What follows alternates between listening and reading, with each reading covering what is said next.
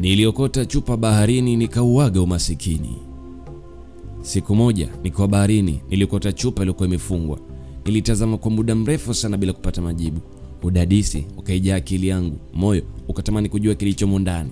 Ndipo nilipoamua kuifungua. La haula! Moshi mzito mweusi ulitoka, ukifuatiwa na mwanamke mrembo ambaye alionekana kufurahishwa na tukio nililolifanya. "Oh, asante sana, umeniokoa." Kisha akajitambulisha kwa jina la Fatuma.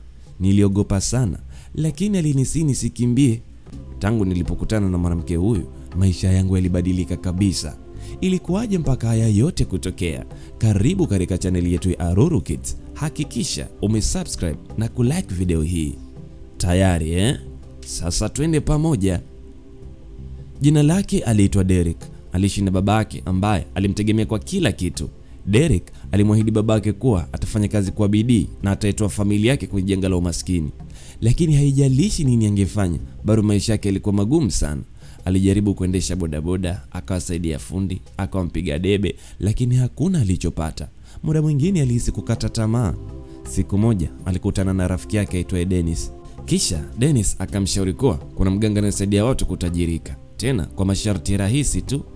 Kutokana na umaskini uliokithiri, Derek hakufikiria mara mbili, akakubali na safari ya kwenda kwa mganga ikaanza. Safari ya kwenda kwa mganga ilikuwa rahisi. Walipita maporini, vijiji visivyo na watu, na hatimaye wakafika mbele ya kibanda cheusi kilichozungukwa na moshi wa ajabu. Mganga, mzee mwenye macho mekundu na sauti kali kama radi, aliwakaribisha kana kwamba tayari aliwajua. "Karibuni, mmekuja kutafuta njia utajiri, sivyo?" Derek alitikisa kichwa, akiwa amejawa na hofu na tamaa kwa wakati mmoja. Mganga alimtazama kwa muda, kisha akasema, "Utajiri unapatikana, ila si rahisi kama ufikiriavyo. Utahitaji moyo wa shujaa na roho inayoweza kutunza siri." Derek hakufikiria tena. Alikuwa tayari kufanya chochote ili mradi utoe tajiri. Basi mganga akaanza taja masharti. Kwanza, ilipaswa Derek alete mbuzi wawili weupe. Pili, alete mchanga alokanyaga simba dume. Na tatu, alete magamba ya kaka kuona. Derek akasema kuwa masharti ni magumu sana.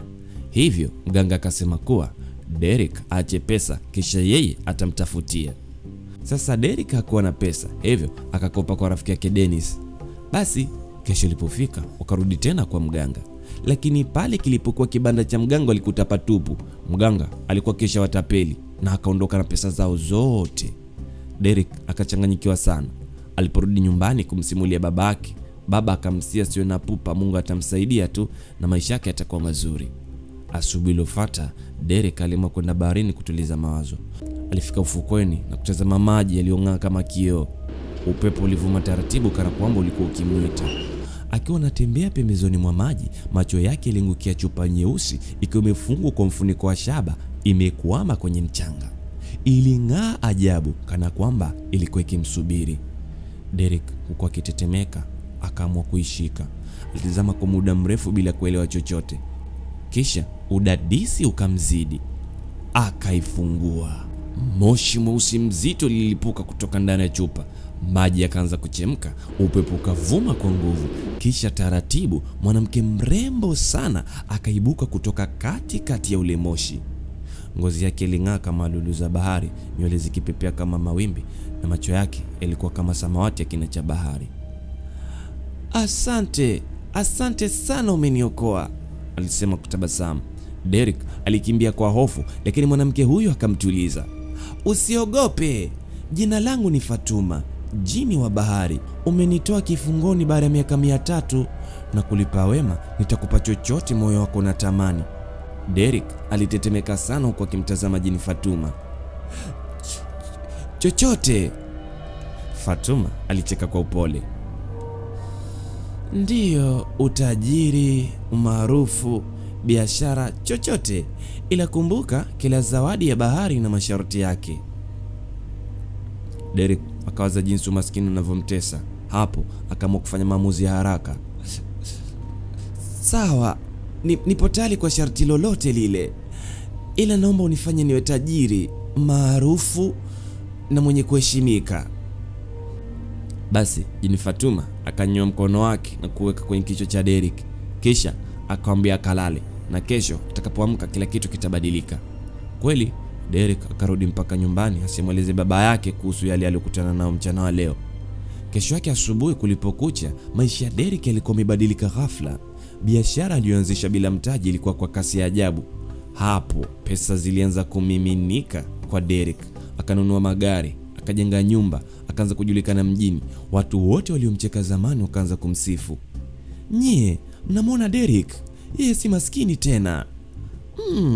Au mwenzetu kajiunga Freemason? Wengine wangesema. Kwa kweli hata mimi sijui, ila ninachojua natamani tu kuwa chawa wake. Lakini kadiri utajiri ulivyoongezeka, tabia yake ikabadilika. Akaanza kumdharau baba yake, rafiki yake Dennis na kila mtu aliyemsaidia. Rafiki yangu, na imani utanisaidia, kwani umefanikiwa sana. Nami naomba mtaji. Lakini Derek alisahau kabisa maneno ya Fatuma kuhusu masharti yake. Dennis, pesa haiji kirahisi hivyo. Ni lazima ufanye kazi kwa bidii. Kwani huoni mimi nilivyopambana? Dennis aliondoka huko akilia, asiamini kama huyu ndio yule Derek alimkopesha pesa kwa ajili ya kwenda kwa mganga. Siku moja akiwa ndani kwake amelala, aliota ndoto akiona nyumba yake mpya kifahari kiteketea kwa moto, huku watu waliwadharau wakiangalia tu bila kutoa msaada wowote. Kisha sauti aliyosahau ikasikika akilini. Kumbuka Derek, zawadi yoyote ya bahari huja na gharama. Sekunde chache baadaye simu yake ilipigwa, akashtuka toka usingizini. Kisha akaambiwa kuwa biashara zake zote zilishika moto. Magari yakakamatwa na TRA, akaanza kushtaki kwa kesi ambazo hata hakuwahi kuzisikia. Akaunti za benki zikafungwa pia. Kila kitu kiliporomoka kama nyumba ya karata. Lakini hayo hayakuwa yote. Usiku ulipofika, akasikia upepo mkali ukivuma nje. Sema yeye anaishi kati ya mji, mbali na bahari. Upepo ulizidi kuwa mkali hata milango ikanguka yenyewe. Ule moshi wa zamani ukaanza kujaza chumba, na kutoka ndani yake Fatuma akatokea. Sio yule mrembo aliyekuwa kitabasamu, la hasha. Huyu alikuwa mrefu, macho mekundu na sauti kali kama radi. Derek, ulisahau shukurani, ulikosa heshima, ulileta dharau. Bahari huwa haitunzi wanafiki. Leo utapata adhabu. Derek alipiga magoti na kuanza kulia. Nisamehe tafadhali, chukua kila kitu, niachie uhai wangu. Fatuma kutaka kusikiliza chochote. Hapo akanyanyua mkono wake, kisha akasema kwa sauti nzito, utabaki hai, lakini utarudi pale ulipotoka. Utakuwa maskini wa kutupa kuliko mwanzo. Derek aliendelea kulia huko akijutia alichosikia kutoka kwa Fatuma. Ghafla kila kitu kikapotea. Jumba lake likatoweka, magari yakatoweka, na Derek alijikuta ufukweni pale pale alipokota chupa. Mavazi yake yakiwa yameraruka, hana chochote. Alipoinuka alimuona baba yake akimtafuta kwa taabu. Derek mwanangu, wewe si yule mfanyabiashara mkubwa? Kulikoni tena? Derek akalia sana, akajua kosa lake. Kwa nini alitajirika akamtenga babake, lakini pia rafiki yake Dennis. Kuanzia hapo alianza kujitafutia riziki upya, lakini kwa unyenyekevu wa kutosha, na kamwe hakuruhusu tamaa kumdanganya tena. Huu ndio mwisho wa simulizi hii. Funzo: pesa haipaswi kubadili uhalisia wako, na ukifanikiwa kumbuka ulikotoka na walokusaidia.